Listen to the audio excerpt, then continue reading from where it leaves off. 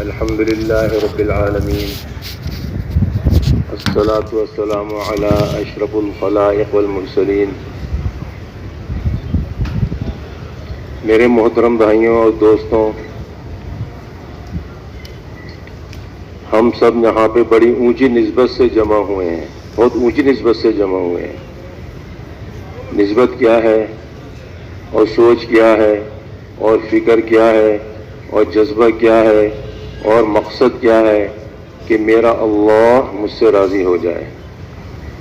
اور اللہ رب العزت نے جو ہمارے ذمے ایک محنت لگائی ہے، ایک کام دیا ہے، ایک عظیم کام دیا ہے، جو محنت، جو کام، جو مقصد اللہ رب العزت اپنے پیارے بندے، برگزیدہ بندے، محبوب ترین بندے ان کو عطا کرتے تھے، وہ کام اللہ پاک نے ہمارے ذمے لگایا ہے کہ کس طریقے سے ہم اللہ کو ایسے پہچان لیں جیسے اللہ کو پہچاننے کا حق ہے، اور کس طرح سے ہم اللہ کی ایسے مان لیں جیسے اللہ کی ماننے کا حق ہے، اور کس طریقے سے ساری کی ساری انسانیت دنیا اور آخرت میں کامیاب ہو جائے۔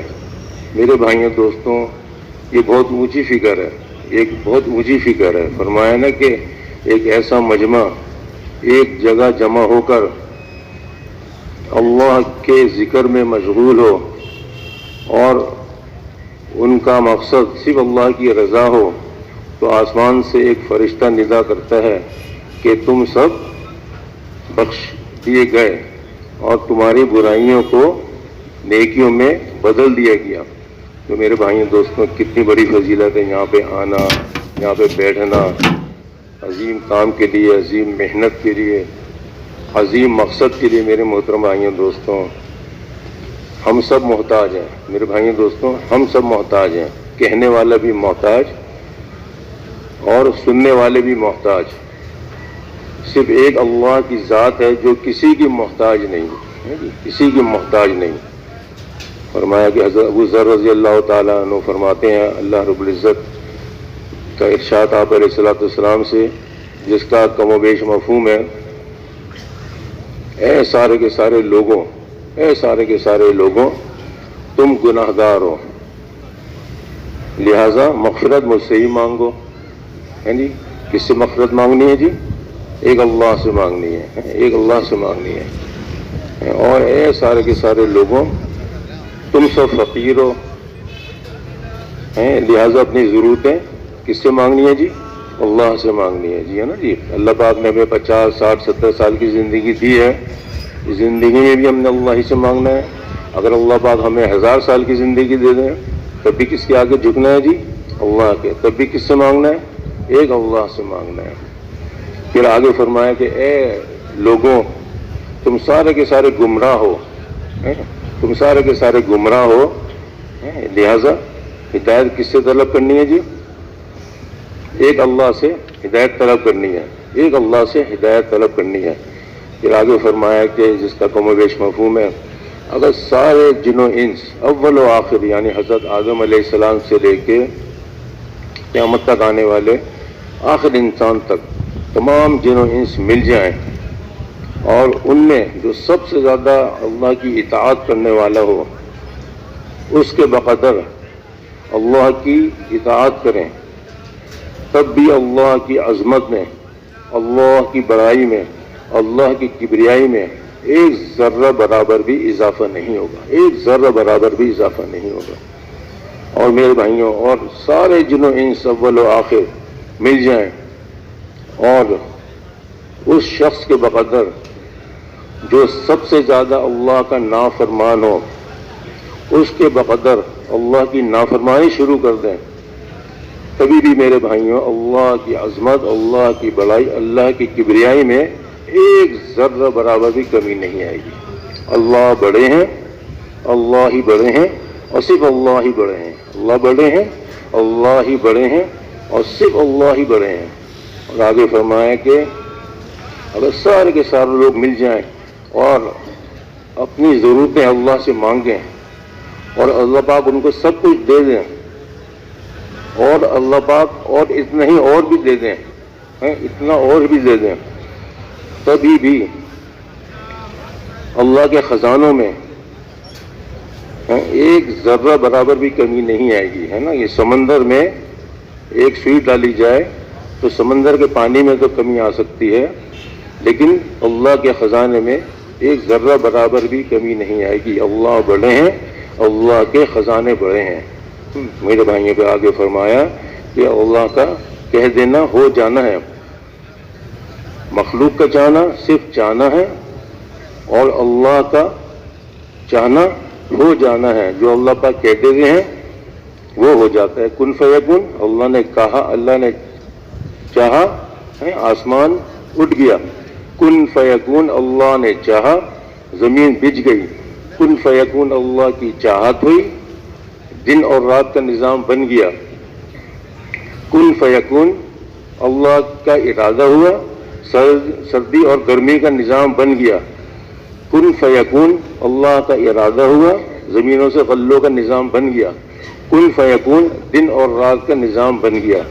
اللہ پاک خود فرما رہے ہیں کہ بادلوں سے بارش تم برساتے ہو کہ ہم برساتے ہیں جی؟ بتائیے، کون؟ اللہ برساتے ہیں نا جی. اور زمینوں سے غلت تم اگاتے ہو کہ ہم اگاتے ہیں؟ اللہ اگاتے ہیں. اگر اللہ دن کو دن کر دیں قیامت تک کے لیے تو کون ہے جو اندھیرا لے کر کے آئے؟ ہے کوئی جی؟ کوئی ہے نہیں. اور اللہ رات کو رات کر دیں قیامت تک کے لیے تو کوئی ہے جو روشنی لے کر کے آئے، دن لے کر کے آئے؟ نہیں میرے معزز بھائیوں دوستوں. تو اس یقین کو بنا لینا، اس یقین کو بنا لینا بہت ضروری ہے کہ اللہ سے ہوتا ہے، اللہ کے غیر سے، اللہ کے حکم اور اجازے کے بغیر کچھ نہیں ہوتا. میرے بھائیوں دوستوں، اس یقین کا بنا لینا. لیکن آج صورت یہ ہے کہ ایمان کے جس درجے میں ہم بیٹھے ہوئے ہیں، ایمان کے جس درجے میں ہیں، ہم مطمئن ہیں کہ بھئی یہ ایمان کا بنا لینا ہے. ایمان لا الہ الا اللہ کے اوپر محنت کرنا، یہ بھی کوئی محنت ہے، یہ بھی کوئی محنت ہے. میرے بھائیوں دوستوں ذرا سوچئے، قرآن پاک میں اور مختلف جگہوں پہ جو ایمان والوں کی نشانیاں بتائی گئی ہیں کہ ایمان والے تو وہ ہیں کہ جن کے نام جب ان کے سامنے اللہ کا نام آتا ہے تو ان کے دل ڈر جاتے ہیں، اور جب ان کے سامنے آیت قرآنیاں پڑھ کے سنائی جاتی ہیں تو ان کے ایمان میں اضافہ ہو جاتا ہے. اور ایمان والے تو وہ ہیں جو اللہ پر توکل کرتے ہیں، اور ایمان والے تو وہ ہیں جن کے نمازوں میں خشوع ہوتا ہے، اور جو نیکی کی بات کرتے ہیں، جو صبر کرتے ہیں، اور ان کے جو دل ہیں وہ نیک باتوں پہ سیراب نہیں ہوتے جی، اور وہ لوگوں میں گھل ملنے والے ہیں. تو میرے بھائیوں دوستوں، ایمان والوں کی نشانیاں تو یہ بتائی ہیں. اور صحابہ کرام رضی اللہ تعالیٰ عنہم اجمعین اپنے ایمان کے بارے میں کتنے فکر مند تھے میرے بھائیوں دوستوں. ہم تو مطمئن بیٹھے ہوئے نا، لیکن صحابہ کرام رضی اللہ تعالیٰ عنہم اجمعین کتنے فکر مند ہوتے تھے. حضرت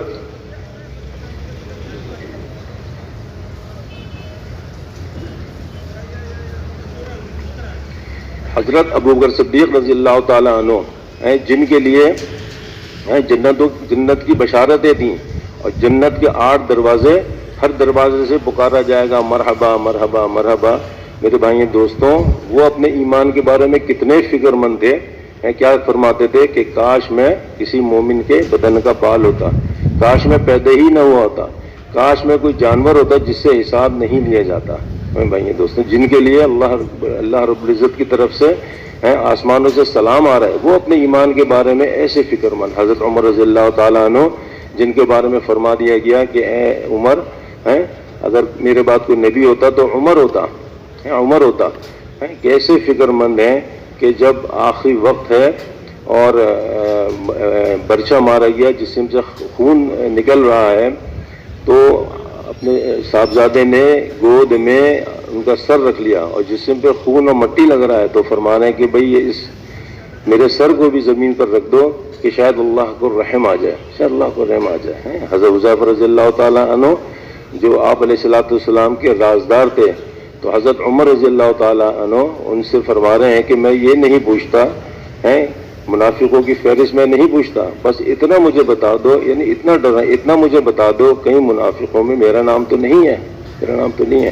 میرے بھائی دوستوں، صحابہ کرام رضی اللہ تعالیٰ کیسے فکر مند کیا تھا وہاں پہ ہیں۔ استاد کون تھے؟ حضور پاک علیہ الصلوۃ والسلام جیسے استاد، اور شاگرد کون تھے؟ صحابہ کرام رضی اللہ تعالیٰ عنہم اجمعین جیسے شاگرد۔ پھر بھی میرے بھائی دوستوں اپنے ایمان کے بارے میں ایسے ڈر رہے ہیں۔ حضرت حنظلہ رضی اللہ تعالیٰ عنہ، ہم پڑھتے رہتے ہیں، سنتے رہتے ہیں، حنظلہ تو منافق ہو گیا، کہتے ہوئے گھر سے باہر آ گئے، ارے بھائی کیا بات ہو گئی؟ حضرت ابوبکر صدیق رضی اللہ تعالیٰ عنہ راستے میں پوچھ رہے ہیں، ارے بھائی جب حضور پاک علیہ الصلوۃ والسلام کی مجلس میں ہوتے ہیں تو وہاں پہ ہمارے ایمان کی کیفیت بہت بلند ہوتی ہے، لیکن جب گھر میں آ جاتے ہیں تو وہاں پہ گھروں کے اور باغات کے اور جائیداد کے تذکرے ہوتے ہیں، یعنی دنیا کے تذکرے ہوتے ہیں، تو میرے ایمان کی کیفیت بہت گر جاتی ہے۔ تو میں تو سمجھتا ہوں میں تو منافق ہو گیا۔ حضرت ابوبکر صدیق رضی اللہ تعالیٰ عنہ بھی اسی بات کو کہتے ہیں، اور دونوں صاحبان آپ علیہ الصلوۃ والسلام کی خدمت میں حاضر ہوئے اور سارا واقعہ عرض کیا۔ آپ علیہ السلام نے فرمایا کہ بھائی اگر ہر وقت تمہاری یہی کیفیت رہے تو فرشتے تمہارے بستروں پہ آگے تمہیں سلام کریں، کہ فرمایا کہ گاہے گاہے یہ کیفیت بنے گی، آہستہ بنے گی، آہستہ آہستہ یہ کیفیت بنے گی، بننے سے بنے گی۔ میرے محترم بھائیوں دوستوں، اس کیفیت کا بنانا، اس محنت کا کرنا ہم تو مطمئن بیٹھے ہیں کہ یہ ایمان بنانے کی بھی کوئی محنت ہے، لا الہ الا اللہ کے اوپر بھی محنت ہے۔ تو میرے بھائیوں دوستوں، میرا اور آپ کا سب جمع ہونا اور مختلف عنوانات پہ جو اجتماع ہوتے ہیں یہی ہے کہ ہمارا ایمان بن جائے، اللہ کے ذات عالی سے ہمارا تعلق جڑ جائے۔ جو ایمان مطلوب ہے، قبیلہ عبد قیس یہ ایمان لے کر کے آ گئے تھے اور مکے سے باہر تھے، تو جب آپ علیہ الصلوۃ والسلام کی خدمت میں حاضر ہوئے تو آپ علیہ الصلوۃ والسلام نے ان سے پوچھا بھائی کہ اپنی علامات کیا ہیں؟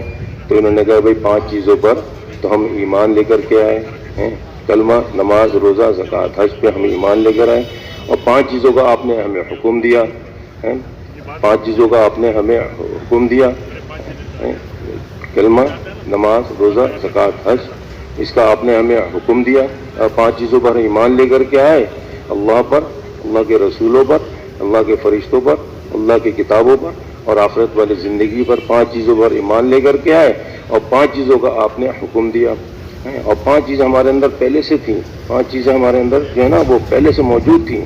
5 چیزیں ہمارے اندر کیا موجود تھیں کہ بھئی کوئی دشمن جو ہوتا تھا اس کی جو کوئی تکلیف ہوتی تھی اس پہ ہم خوش نہیں ہوتے تھے، اور اللہ کے ہر فیصلے پہ ہم راضی ہوتے تھے، اور جو دشمن ہوتا تھا اس کے خلاف ہم جم کر کے، دشمن کے خلاف ہم جم کر کے لڑتے تھے۔ تو یہ باتیں ہمارے اندر پہلے سے موجود تھیں۔ آپ علیہ الصلوۃ والسلام نے سنا کہ بھئی یہ باتیں تمہارے اندر ہیں، تو فرمایا کہ بھئی اگر نبوت کا دروازہ بند نہ ہوتا تو عین قریب تھا کہ تم نبی ہوتے، عین قریب تک تم نبی ہوتے۔ پھر آپ علیہ السلام نے کہا بھئی یہ باتیں اپنے اندر اور پیدا کر لو، یہ باتیں اندر اور دنیا سے بے رغبتی پیدا کر لو، آخرت کا جو ہے شوق پیدا کر لو، ضرورت سے زیادہ جو ہے کھانا جمع نہ کرو، ضرورت سے زیادہ جو ہے تعمیر نہ کرو، اور اللہ کا خوف اپنے اندر پیدا کر لو۔ تو میرے بھائیوں دوستوں، یہ ایمان کی علامات ہیں، یہ ایمان کی علامت ہے۔ اب ایمان کا بنانا ہے، اب اس ایمان کے بنانے کے لیے ایک محنت ہے، ایمان کے بنانے کے لیے ایک محنت ہے۔ اللہ اکبر، سوچے تو کیسی محنت کری گئی، کیسی محنت کری گئی، کیسی قربانی دی گئی، کیسی قربانی دی گئی۔ حضرت عثمان رضی اللہ تعالیٰ عنہ کہتے ہیں کہ بھئی جب یہ ایمان بنانے کی محنت ہو رہی تھی، کلمے کی محنت ہو رہی تھی اور قربانی دی جا رہی تھی، اور صحابہ کرام رضی اللہ تعالیٰ عنہ اجمعین، حضرت بلال رضی اللہ تعالیٰ عنہ، حضرت خباب رضی اللہ تعالیٰ عنہ کیسے آگ کے انگاروں پہ لٹایا جا رہا ہے، تو کہتے ہیں کہ میں ایک دفعہ جب جا رہا مکے کے قریب بتھا کی پہاڑیاں تھیں، چٹانیں تھیں، وہاں پہ میں اور آپ علیہ الصلوۃ والسلام جا رہے، تو وہاں ہم نے دیکھا کہ آل یاسر، حضرت یاسر رضی اللہ تعالیٰ عنہ اور ان کے صاحبزادے حضرت عمار رضی اللہ تعالیٰ عنہ اور ان کے علیہ حضرت سمیہ رضی اللہ تعالیٰ عنہ، تینوں کو گرم گرم ریت پر لٹا کر کے آگ کے انگاروں سے لٹایا جا رہا ہے، گرم چٹانوں پہ تکلیفیں دی جا رہی ہیں، اور ان سے کہا جا رہا ہے کہ بھئی یا تو اپنے دین سے پھر جاؤ یا مرنے کے لیے تیار ہو جاؤ۔ آپ علیہ الصلوۃ والسلام صبر کی تلقین کر رہے ہیں، صبر کی تلقین کر رہے ہیں اور جنت کی بشارت دے رہے ہیں۔ تو میرے محترم دوستوں، یہ ایک جذبہ تھا کہ کس طرح سے اللہ رب العزت کا کلمہ کہ اللہ کا آپ علیہ السلام کا لایا ہوا دین یہ کس طرح سے سارے عالم میں پہنچ جائے. اس کی محنت تھی, اس کی فکر تھی, اس کی کوشش تھی, اس کی محنت تھی, اس کی فکر تھی, اس کی کوشش تھی. حضرت ابو طلحہ رضی اللہ تعالیٰ عنہ, حضرت انس رضی اللہ عنہ فرماتے ہیں کہ حضرت ابو طلحہ رضی اللہ تعالیٰ عنہ ایک بڑی عمر تک پہنچ گئے, اور جب انہوں نے قرآن پاک کی اس آیت کو سنا انفروا خفافا وثقالا, تو اپنے بچوں کو بلایا, اپنے بیٹوں کو بلایا, اپنے بیٹوں کو بلایا اور ان سے کہا کہ بھئی دیکھو بھئی یہ قرآن پاک کی جو آیت ہے یہ ہمیں گھر میں بیٹھنے نہیں دیتی, اور تم میرا سامان لاؤ اور میں اللہ کے راستے میں نکلوں گا. اب ان کے صاحبزادوں نے سمجھایا کہ بھئی آپ اتنی بڑی عمر کو پہنچ گئے ہیں, آپ ضعیف بھی ہیں, بیمار بھی ہیں, اب آپ نہ جائیں, اب ہمیں بھیجا کریں اب آپ. تو فرمانے لگے کہ بھئی, اور آپ تو آپ علیہ السلام کے زمانے میں بھی آپ اللہ کے راستے میں نکلے, جہادوں میں گئے, اور آپ جو ہے حضرت ابو صدیق رضی اللہ تعالیٰ عنہ کے زمانے میں بھی اللہ کے راستے میں گئے, جہاد میں گئے, اور آپ جو ہے حضرت عمر رضی اللہ تعالیٰ عنہ کے زمانے میں بھی اللہ کے راستے میں گئے, جہاد میں گئے. اب ہمیں جانے دیے, کہتے کہ نہیں یہ آیت مجھے گھر میں بیٹھنے نہیں دیتی, میرا اللہ کے راستے میں نکلے یہ. اور ان کا بحری سفر تھا, اور راستے میں جو ہے ان کا انتقال ہو گیا, اور کہتے ہیں کہ کشتی جو ہے معجزے کے طور پر 7 دن تک جو ہے ان کو لے کر کے سمندر میں پھرتی رہی. پھر ایک جب جزیرہ آیا تو وہاں پر ان کو اتارا گیا, اللہ پاک نے ان کی لاش کو محفوظ رکھا. تو میرے بھائیوں دوستوں ایک جذبہ تھا. آپ علیہ السلام خود فرماتے ہیں کہ دین کی خاطر جتنا مجھے ستایا گیا اور جتنا مجھے ڈرایا گیا, نہ کسی کو ستایا گیا نہ کسی کو ڈرایا گیا. اور 30 دن ہو جاتے میرے اور بلال کے کھانے کے لیے اتنی تھوڑی چیز ہوتی کہ بلال کی بغل کے نیچے رکھ دیا جائے. اللہ اکبر, سوچو تو, اتنی تھوڑی چیز کھانے کے لیے کہ بلال کی بغل کے نیچے رکھ دیا جائے. اور یہ کس کے لیے؟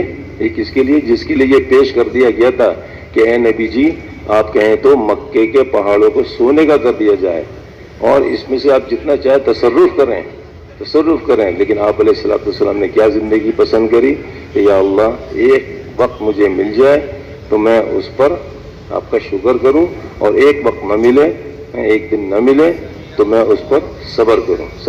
آپ علیہ السلام کے چچا ابو طالب نے بلایا آپ علیہ السلام کو اور کہا کہ اے بھتیجے دیکھو یہ جو قریش کے سردار ہیں یہ میرے پاس آتے ہیں اور یہ شکایت کرتے ہیں کہ تم جو ہو ان کو اپنے اللہ کی طرف بلاتے ہو اور ان کے معبودوں کو یعنی ان کے بتوں کو برا کہتے ہو, اس سے ان کو تکلیف ہوتی ہے, تم اس کام کو چھوڑ دو. تو آپ علیہ السلام سے فرمایا کہ اے چچا یہ کیسے ممکن ہے, اگر یہ میرے دائیں ہاتھ میں سورج کو رکھ دیں اور میرے بائیں ہاتھ میں چاند کو رکھ دیں تب بھی میں اس کام کو نہ چھوڑوں گا, حتیٰ کہ میری جان چلی جائے. آپ علیہ السلام یہ کہہ کے رونے لگے. تو میرے بھائی دوستوں یہ ایمان بنانے کی ایک محنت ہے. اللہ اکبر, ایمان بنانے کی ایک محنت ہے, ایک دعوت والا کام اللہ پاک نے ہمارے ذمے لگایا ہے. آپ علیہ السلام حضرت حارث رضی اللہ تعالیٰ عنہ کہتے ہیں کہ میں ایک دفعہ اپنے والد کے ساتھ بازار میں جا رہا اور سواری میں تھا میں, تو میں نے دیکھا ایک بڑا مجمع لگا ہوا. تو میں نے لوگوں سے پوچھا بھائی یہ کیا معاملہ ہے, یہ کون ہے, کیا معاملہ ہے؟ تو لوگوں نے کہا بھائی ایک شخص ہے جو لوگوں کو دعوت دے رہا ہے اور اپنے اللہ کی طرف بلا رہا ہے, اور اس پر کوئی ان پر تھوک رہا ہے, کوئی جو ہے مار رہا ہے, کوئی جو ہے کچرا پھینک رہا ہے, اور کوئی جو ہے ان کو برا بھلا کہہ رہا ہے, گالیاں دے رہا ہے. کہنے لگے مجھے بھی شوق ہوا میں بھی دیکھوں. تو میں رک گیا اور میں نے دیکھا کہ مجمع لگا ہوا ہے اور ایک شخص جو ہے وہ کہہ رہے کہ اے لوگوں اشہد اللہ الہ الا اللہ کہہ لو تم کامیاب ہو جاؤ گے, اشہد اللہ الہ الا اللہ کہہ لو تم کامیاب ہو. بار بار دعوت دے رہے ہیں اور اس پر لوگ کچرا پھینک رہے ہیں, تھوک رہے ہیں, مار رہے ہیں, گالیاں دے رہے ہیں. اور یہ معاملہ جو ہے صبح سے لے کے آدھے دن تک ہوتا رہا. پھر ایک خوبصورت بچی آئی جس کے ایک ہاتھ میں رومال تھا اور ایک ہاتھ میں جو ہے پانی کا پیالہ تھا, اور اس شخص نے جو ہے چہرے کو صاف کیا. تو میں نے لوگوں سے پوچھا بھائی یہ کون ہے؟ تو لوگوں نے کہا یہ تو محمد ہیں صلی اللہ علیہ وسلم, اور یہ ان کی پیاری خوبصورت بیٹی حضرت زینب رضی اللہ تعالی عنہا ہے. تو میرے بھائیوں دوستوں ایسے تھوڑی یہ دین ہم تک پہنچا ہے, اس کے پیچھے قربانی ہے, اس کے پیچھے ایک محنت ہے، اس کے پیچھے ایک محنت ہے میرے بھائیوں دوستوں.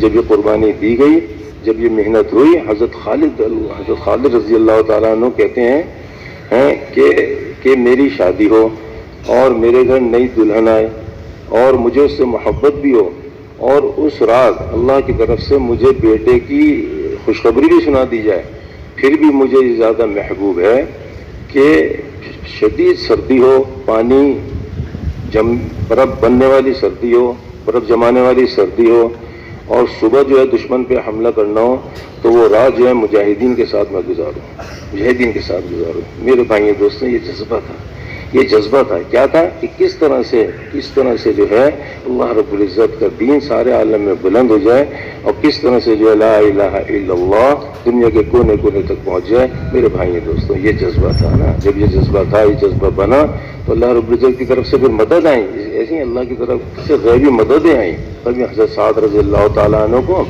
دجلہ پار جانا تھا. سامنے جو ہے دجلہ کے پار دشمن تھے اور آپس میں ان کا لڑائی تھی، اور مسلمانوں نے دجلہ پار جا کر کے حملہ کرنا تھا، لیکن مسلمان دریا کے کنارے پہ، اب دریا کا پانی چڑھتا گیا اور دشمنوں نے جو ہے نا سواریاں ہٹا لی راستے سے، کشتیاں جو تھیں ساری ہٹا لی. تو حضرت سعد رضی اللہ تعالیٰ عنہ کو اللہ کی طرف سے ایک خواب دکھایا گیا کہ بھئی دریا کا پانی بہت چڑھ گیا ہے اور جو ہے مسلمانوں نے جو ہے دریا کے اوپر چلنا شروع کر دیا ہے، دریا چل کر کے پار کر لیا.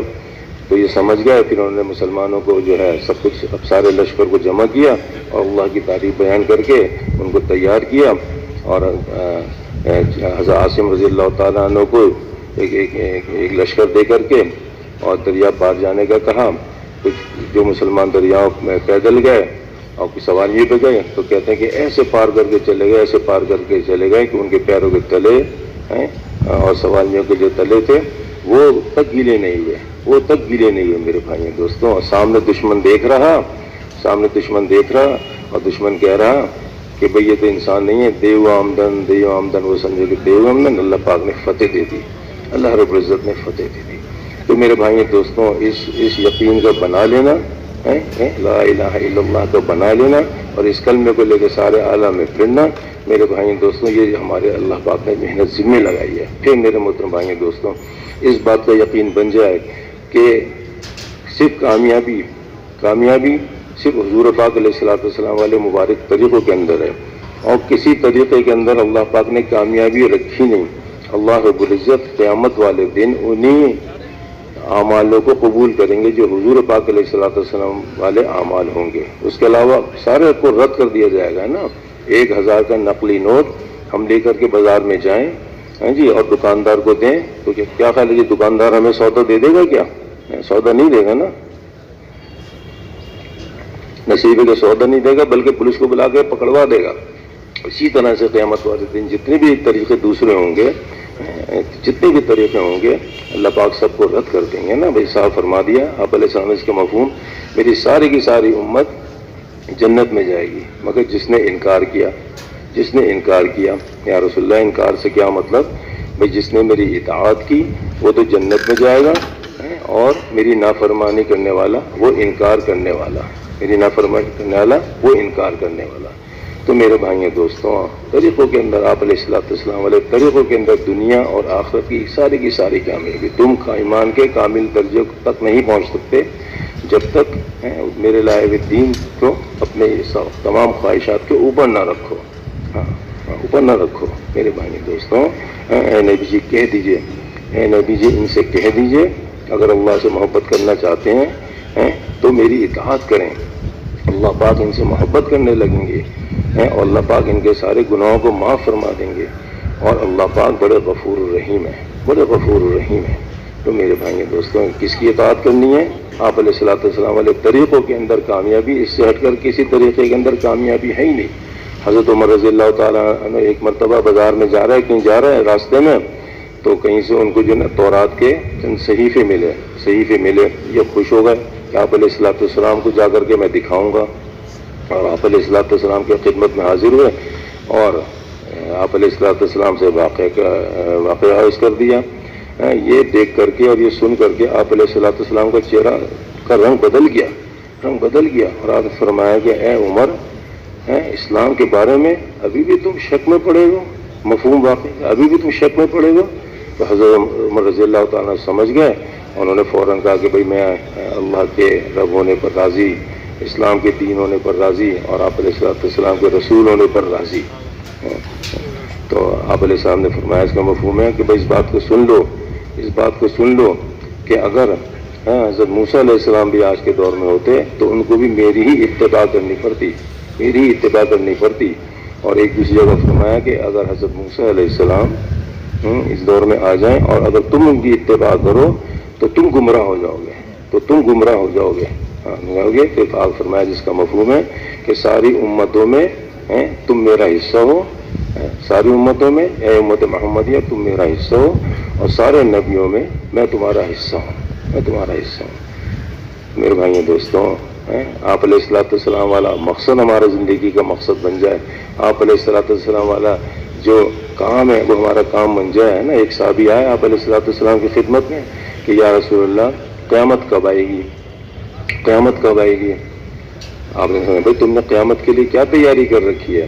یا رسول اللہ بہت سارے نماز اور نفل اور روزے تو نہیں ہے میرے پاس، لیکن میں اللہ اور اللہ کے رسول سے محبت کرتا ہوں، اللہ کے رسول سے محبت کرتا ہوں۔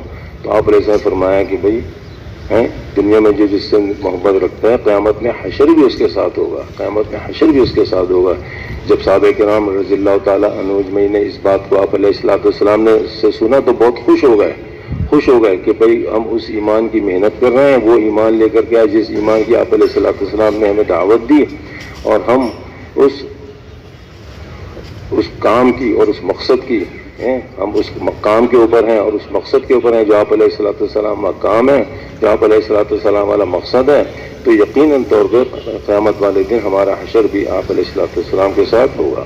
تو میرے بھائیوں دوستوں، اللہ رب العزت نے ایک محنت لگائی ہے، ایک کام لگایا، ایک دین دیا۔ اللہ اکبر میرے بھائیوں دوستوں، یہ دین جو اللہ کے نزدیک سب سے قیمتی چیز ہے، اللہ کے نزدیک جو اللہ کے خزانوں میں سب سے قیمتی چیز ہدایت ہے، اللہ کے نزدیک سب سے قیمتی چیز دین ہے، اور جو دین پہ چلے گا وہ بھی اللہ کے نزدیک قیمتی بنتا چلا جائے گا۔ اللہ کے نزدیک جو ہے نا، یہ جو کائنات کے اندر نقشے پھیلے ہوئے ہیں نا، مال، ملک، چیزیں، جائیداد، عہدے، ڈگریاں، اس کے بقدر انسان کامیاب نہیں ہوگا، بلکہ کامیاب تو ہوگا ایمان اور اعمال کی بنیاد پہ انسان کامیاب ہوگا۔ جیسے ہم سنتے رہتے ہیں نا کہ بھئی اگر مال والے تھے، ملک والے تھے، چیزیں والے تھے، طاقت والے تھے، لیکن اس بنیاد پہ کوئی کامیاب نہیں ہوا، یہ سب ناکام ہو گئے، لیکن کامیاب کون ہوا؟ حضرت ابوبکر صدیق رضی اللہ تعالیٰ، یہ کامیاب لوگ تھے۔ حضرت عمر رضی اللہ تعالیٰ عنہ، یہ کامیاب لوگ، حضرت علی رضی اللہ تعالیٰ عنہ، حضرت عثمان رضی اللہ تعالیٰ عنہ، حضرت بلال رضی اللہ تعالیٰ عنہ، خباب رضی اللہ تعالیٰ عنہ، یہ کامیاب لوگ تھے۔ یہ کیوں کامیاب تھے؟ کہ انہوں نے اللہ کے ہر حکم کے آگے سر کو جھکایا اور اللہ کی اطاعت کری۔ اللہ پاک نے ان کی دنیا بھی بنائی اور ان کی آخرت والی زندگی بھی بنائی، ان کی دنیا بھی بنائی، اللہ پاک نے ان کی آخرت والی زندگی بھی بنائی نا۔ آپ علیہ السلام کے سامنے ایک صاحب گزرے، آپ صحابہ کے ساتھ بیٹھے ہوئے تھے، صحابہ سے پوچھا بھائی ان کے بارے میں تمہارا کیا خیال ہے؟ یا رسول اللہ یہ تو معاشرے کا ایک امیر ترین آدمی ہے، اور جب یہ کسی سے بات کرے تو ہر کوئی اس کی بات کو سنے، کسی کو مشورہ دے تو ہر کوئی اس کے مشورے کو قبول کریں، کسی کے یہاں منگنی کا پیغام بھیجے تو اس کو پیغام کو قبول کیا جائے۔ آپ علیہ السلام خاموش رہے، پھر ایک صاحب اور گزرے، آپ علیہ السلام نے ان کے بارے میں پوچھا بھائی ان کے بارے میں تمہارا کیا خیال ہے؟ یا رسول اللہ یہ تو معاشرے کا غریب ترین آدمی ہے، کسی سے بات کرے تو کوئی اس کی بات کو سنے نہیں، اور کسی کو مشورہ دے تو اس کا مشورہ قبول نہ ہو، کسی کے منگنے کا پیغام بھیجے تو اس کو قبول نہ کیا جائے۔ تو آپ علیہ السلام فرمایا جس کا مفہوم ہے اگر پہلے جیسے سے ساری دنیا بھی بھر جائے تو دوسرے بات والے ایک کے برابر بھی نہیں ہو سکتی، تو میرے بھائیوں دوستوں، اللہ کے نزدیک سارے دنیا کی قدر و قیمت ایک مچھر کے پر کے برابر بھی نہیں ہے۔ اگر ایک مچھر کے پر کے برابر بھی ہوتی تو اللہ پاک کسی کافر کو پانی کا گھونٹ نہیں دیتے۔ تو یہ دین اللہ کے نزدیک قیمتی ہے. جو دین پہ چلے گا اللہ کے نزدیک قیمتی بنتا چلے جائے گا، قیمتی بنتا چلے جائے گا. اللہ رب العزت اس کی دنیا بھی بنائیں گے اور اللہ رب العزت اس کی آخرت والی زندگی بھی بنائیں گے. حضرت بلال رضی اللہ تعالیٰ عنہ نہ رنگ ہے، نہ نسل ہے جی، نہ مال ہے، نہ اسباب ہے، نسل در نسل غلام چلے آ رہے ہیں، لیکن اللہ رب العزت نے پھر کیسی عزت دی ہے. حضرت عمر رضی اللہ تعالیٰ عنہ مجلس میں بیٹھے ہوئے، ایک مرتبہ حضرت بلال رضی اللہ تعالیٰ عنہ آئے اور سارے سردار بیٹھے ہوئے تھے، سارے سردار بڑے بڑے لوگ بیٹھے ہوئے تھے. ارے بھائی سیدنا بلال آ گئے، سیدنا بلال آ گئے، ان کو راستہ دو، ان کو راستہ دو. سب سے آگے بٹھایا ہے. کیا تھا عزت دی دین پہ چلنے پہ، دین کی محنت پہ، قربانی دینے کے اوپر اللہ رب العزت نے کیسی عزت دی کہ اے بلال کیا بات ہے، رات کو میں نے دیکھا جنت میں تیرے قدموں کی آہٹ کو سنا. ایسا کیا عمل ہے کہ یا رسول اللہ ایسا کوئی عمل تو نہیں ہے. البتہ جب وضو کر لیتا ہوں اور جتنی اللہ ہمت دیتے ہیں، توفیق دیتے ہیں، نماز پڑھ لیتا ہوں، نفل پڑھ لیتا ہوں. تو میرے بھائی دوستوں، جو دین پہ چلے گا اللہ رب العزت اس کی دنیا بھی بنائیں گے، اور دین پہ چلنے پہ اللہ رب العزت اس کی آخرت والی زندگی بھی بنائیں گے. طے شدہ بات ہے. تو میرے بھائی دوستوں، اب یہ دین کی محنت ہمارے ذمے ہے. اللہ پاک نے نبیوں کے ایک سلسلے کو جاری فرمایا. اللہ پاک نے کم و بیش 1.25 لاکھ نبیوں کو اس دنیا کے اندر بھیجا. ہم سوچیں تو 1.25 لاکھ نبی اس دنیا کے اندر آئے، سارے نبیوں نے آ کر کے ایک ہی نعرہ لگایا کہ یا ایھا الناس قولوا لا الہ الا اللہ تفلحوا. کسی نبی نے اور کوئی بات ہی نہیں کری. کوئی کہتا کہ ابھی مال کے ذریعے محنت کر لو، سونے کے محل بنا لو، یہ چیزیں بنا لو، یہ ایجادات کر لو، یہ ایسے دنیا کی ترقی کر لو، ایسے بلڈنگیں بنا لو، تم کامیاب ہو جاؤ گے. نہیں میرے بھائی دوستوں، سارے نبیوں کا ایک ہی نعرہ تھا کہ یا ایھا الناس قولوا لا الہ الا اللہ تفلحوا. اے لوگوں، یہ کلمہ کے مطابق زندگی لے آؤ، اللہ کے یقین کو دل کے اندر بٹھا لو، اللہ سے ہونے کے یقین کو دل کے اندر بٹھا لو. اللہ پاک تمہاری دنیا بھی بنا دیں گے، اللہ رب العزت تمہاری آخرت والی زندگی بھی بنا دیں گے. اللہ پاک نے نبیوں کے سلسلے کو جاری فرمایا. نبی آتے تھے، لوگوں کو اللہ کی طرف بلاتے تھے، لوگوں کو اللہ کی پہچان کراتے تھے. نبی آتے تھے، ایک دعوت چلتی تھی، ایمان بنتا تھا تو لوگوں کے اعمال بنتے تھے. لیکن جب نبی چلے جاتے تو دعوت کمزور ہو جاتی، دعوت ختم ہو جاتی، ایمان کمزور ہو جاتا، ایمان نکلتا جاتا. لوگ بت پرستی کی طرف آتے، شرک کی طرف آتے جاتے، بت پرستی کی طرف آتے، شرک کی طرف آتے جاتے، اور اعمال ان کی زندگیوں سے نکلتے چلے جاتے. اللہ رب العزت دوسرے نبی کو بھیج دیتی. یہ سلسلہ چلتا رہا.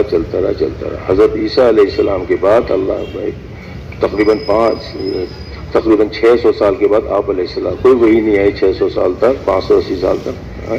پھر آپ علیہ السلام اس دنیا میں تشریف لے. اللہ رب العزت کا ایک نظام ہے کہ اللہ پاک نے اس دنیا کو بھی ختم کرنا. آپ علیہ السلام کے بعد نبوت کے دروازے کو تو بند فرما دیا گیا، لیکن اللہ پاک نے ہدایت کے نظام کو بند نہیں فرمایا. اللہ پاک نے ہدایت کے نظام کو بند نہیں فرمایا. ہدایت کا نظام کیا ہے میرے بھائیوں؟ جیسے نفع کمانے کی محنت کو دکانداری کہتے ہیں، اور چیزیں بنانے کی محنت کو کارخانداری کہتے ہیں، زمین سے غلہ حاصل کرنے کی محنت کو زمینداری کہتے ہیں. اسی طرح سے ہدایت زندگی میں آ جائے، ہدایت کی محنت کو دعوت کہتے ہیں. اللہ پاک نے ہدایت کے نظام کو بند نہیں فرمایا، بلکہ اللہ پاک نے دعوت والا کام جو نبیوں کے ذمہ تھا اللہ پاک نے منتقل فرما دیا امت محمدیہ کے ہر فرد کے. میں بھی اس محنت کا ذمہ دار، آپ بھی اس محنت کے ذمہ دار ہو، چاہے مسلمان مرد ہو، عورت ہو، کالا ہو، گورا ہو، افریقہ کا ہو، امریکہ کا ہو، چین کا ہو، جاپان کا ہو. اس کے ذمہ اللہ رب العزت نے یہ محنت لگائی. ہر ایک کے ذمہ اللہ رب العزت نے یہ محنت لگائی ہے. اب قیامت تک لوگ تو آتے رہیں گے، قیامت تک کے علاقے ہیں، قیامت تک کے زمانے ہیں، لیکن قیامت تک کوئی نبی نہیں آئے گا، اور اللہ پاک نے یہ محنت میرے اور آپ کے ذمہ لگائی ہے. تو میرے بھائیوں دوستوں، اب اس کلمے کو لے کر کے سارے عالم میں پھرنا اللہ پاک نے میرے اور آپ کے ذمہ لگا دیا ہے. تو سب تیار ہیں نا اس محنت کو کرنے کے لیے؟ میرے بھائیوں دوستوں سوچئے تو کتنی اونچی محنت ہے، کتنی اونچی محنت ہے کہ پہلے نبیوں کے ذمے تھی، اللہ کے محبوب ترین بندے، پیارے بندے، برگزیدہ بندے ان کے ذمے، اور اللہ پاک نے مجھ جیسے کمزور، گناہگار، محتاج، گندے بندے اللہ پاک نے ہمارے ذمے محنت لگا دی. ہمیں یہ کام آتا نہیں، لیکن کیے بغیر چارہ نہیں ہے، اس لیے کہ ہمارے ذمے ہے قیامت والے دن اس کی پوچھ ہوگی میرے بھائی دوستوں۔ کہہ سکتے ہیں نا کہ بھئی اگر سارے کے سارے لوگ جہنم میں جا رہے ہوں اور ایک جنت میں جا رہے ہو، جنتی اس امت محمدیہ کے ایک جنتی سے مثال کے طور پہ پوچھا جائے گا کہ بھئی سارے لوگ جہنم میں کیوں جا رہے ہیں، اور سارے کے سارے جو جنت میں جا رہے ہوں اور ایک جہنم میں جا رہا ہو، تو اس جہنمی کے بارے میں یہ کیوں جا رہا ہے، یہ کیوں جا رہا ہے؟ میرے بھائیوں، اس کلمے کو لے کے ہم نے سارے عالم میں پھرنا، یہ ہمارے ذمہ اللہ کے راستے میں ایک صبح شام کو لگا دینا۔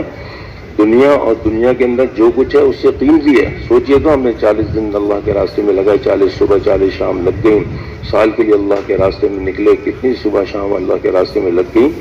حضرت اسامہ کے لشکر آپ علیہ السلام کی وفات کے بعد حضرت اسامہ رضی اللہ تعالیٰ عنہ کے لشکر کو روانہ کرنا تھا۔ حضرت ابوبکر صدیق رضی اللہ تعالیٰ عنہ نے حضرت اسامہ رضی اللہ تعالیٰ عنہ کے لشکر کو روانہ کیا، اور حضرت اسامہ رضی اللہ تعالیٰ عنہ چونکہ چھوٹی عمر کے تھے لیکن وہ سواری پہ تھے اپنی، حضرت ابوبکر صدیق رضی اللہ تعالیٰ عنہ ایک بڑی عمر کے تھے لیکن حضرت ابوبکر صدیق رضی اللہ عنہ ان کے ساتھ ساتھ پیدل چلنے لگے۔ سواری حضرت ابوبکر صدیق رضی اللہ تعالیٰ عنہ کے پاس بھی تھی لیکن پھر بھی پیدل چلنے لگے، اور حضرت عبد الرحمن بن عوف رضی اللہ تعالیٰ عنہ حضرت ابوبکر صدیق رضی اللہ عنہ کی سواری کو پکڑ کے چل رہے ہیں۔ تو حضرت اسامہ رضی اللہ تعالیٰ عنہ کہنے لگے کہ اے امیر المومنین، یہ کیا بات ہے، میں سواری پر اور آپ نیچے ہیں، آپ بھی، یا تو میں بھی نیچے آ جاتا ہوں یا آپ سواری پر آ جائیے، آپ سواری پر آ جائیے۔ تو حضرت صدیق رضی اللہ تعالیٰ عنہ نے کہا اس میں کیا حرج ہے کہ میں تھوڑی دیر تمہارے ساتھ پیدل چلوں، اس لیے کہ میں نے حضور پاک علیہ السلام سے سنا ہے کہ جو غازی وہاں کے راستے میں قدم قدم چلتا ہے تو ایک ایک قدم پہ 700 نیکیاں اس کو ملتی ہیں، 700 گناہ معاف ہوتے ہیں اور 700 درجات بلند ہوتے ہیں۔ میں سوچتا ہوں ابھی سال کی جماعتیں ہماری پیدل چلتی ہیں، سوچیں سال کی جماعتیں ہماری پیدل چلتی ہیں تو کتنے قدم چلتے ہیں روزانہ، کتنا پیدل چلتے ہیں، کتنا اجر کی بات ہے، کتنا اجر کی بات ہے، کتنے اجر کی بات ہے میرے بھائیوں دوستوں۔ اللہ رب العزت اس نقل و حرکت سے باطل کے اثرات ختم کر دیتے ہیں نا، جیسے ہمارا الحمدللہ کراچی کا اجتماع آ رہا ہے، کراچی کا اجتماع آ رہا ہے۔ اب کراچی کا اجتماع کیا مقصود ہے؟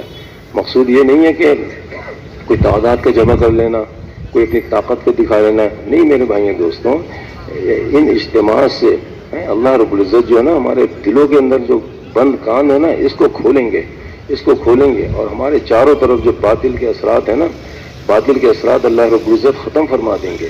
آج ہمارے چاروں طرف باطل کے اثرات ہیں تو اللہ پاک باطل کے اثرات کو ختم فرما دیں گے۔ بھائیوں دوستوں، جب یہ محنت ہوگی، جیسے آتا ہے نا اس پہ کہ حضرت ایک صحابی تھے، جب یہ ایمان نہیں لے کر آئے تھے، ان کا نام تھا عباس بن مرداس، ابھی ایمان نہیں لے کر آئے تھے تو یہ کہتے ہیں کہ بھئی میرے والد نے ایک بت پالا ہوا تھا گھر میں اور اس کو کمرے میں رکھا ہوا تھا۔ جب میرے والد کا انتقال ہونے لگا تو انہوں نے کہا کہ بھئی ذرا اس بت کی دیکھ بھال کرتے رہنا اور اس کی پوجا بھی کرتے رہنا۔ تو ایک دفعہ میں سو رہا تو رات کو جو ہے کمرے سے عجیب طرح کی آوازیں آنے لگیں، تو میں سمجھیے کہ بھئی کہ بت کو تو کوئی نقصان پہنچانے آ گیا ہے، جس طرح میرے والد نے کہا تھا اس کا خیال رکھنا۔ تو میں برابر کے کمرے میں گیا، وہاں دیکھا تو بت کے پیٹ سے آواز آ رہی، اور کیا آواز آ رہی کہ بت اور بت کے ماننے والے مرد آباد اور مسجد کے ماننے والے زندہ باد، اور جاؤ سارے قبیلہ سلیم والوں سے کہہ دو کہ بت اور بت کے ماننے والے مرد آباد اور مسجد کے ماننے والے زندہ باد۔ میرے بھائیوں دوستوں، جب یہ محنت ہوگی اللہ رب العزت باطل کے اثرات ختم فرمائیں